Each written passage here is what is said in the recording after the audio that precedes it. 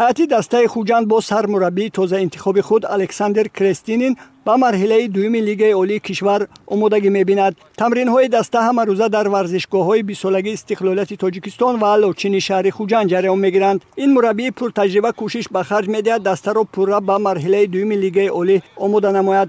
ҳамчунин пеш аз оғози марҳилаи дуюми Лигаи Олӣ Хуҷанд дар даври якҳаштниҳоии ҷоми Тоҷикистон бо Истиқлол вохӯрӣ доир менамояд. Бозигарони дастаи Хуҷанд ба ин дидор низ омодагӣ дида истодаанд.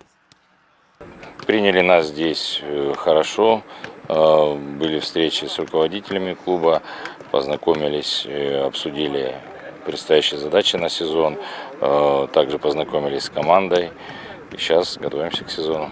Подготовка команды идет нормально, то, что планируем, в принципе, все условия созданы, то делаем. Единственный вопрос, это по ходу еще комплектуемся, поэтому еще команда не в полном составе. маврид ба зикр аст ки барои иштироки дастаи Хуҷанд дар мавсими имсола аз ҷониби мақомоти иҷроии ҳокимияти давлатии вилояти Суғд, Федератсияи футболи вилоят ва мақомоти иҷроии ҳокимияти давлатии шаҳри Хуҷанд тамоми шароитҳои зарурӣ муҳайё гардонида шудаанд. майдонҳои машқу тамрини даста, мураббиён ва дигар шароитҳо мувофиқи матлаб мебошанд. оиди омодагӣ барои қисми дуюми мавсим, барои марҳилаи дуюми чемпионат аз рӯи нақша идома дорад. чунон ки дар оғози моҳи июл нақшаи кори тартиб дода шуда буд аз ҷониби сармураббии нави даста. ҳамаш аз рӯи нақша рафта истодааст.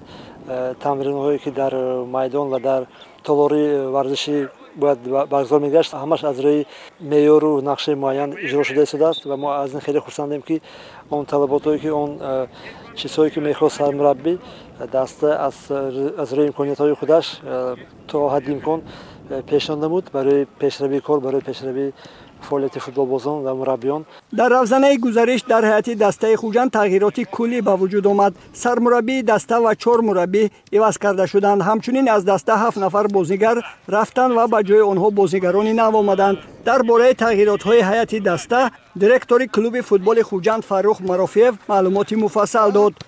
аввалин тағйирот дар ин равзанаи тобистона ин буд ки ҳайати мураббиён даста нав шуд пурра. ба ҷои сармураббии пешина ва мураббии дарвозабонҳо мутахассисон аз ҷумҳурии Россия ва Қирғизистон даъват шуданд.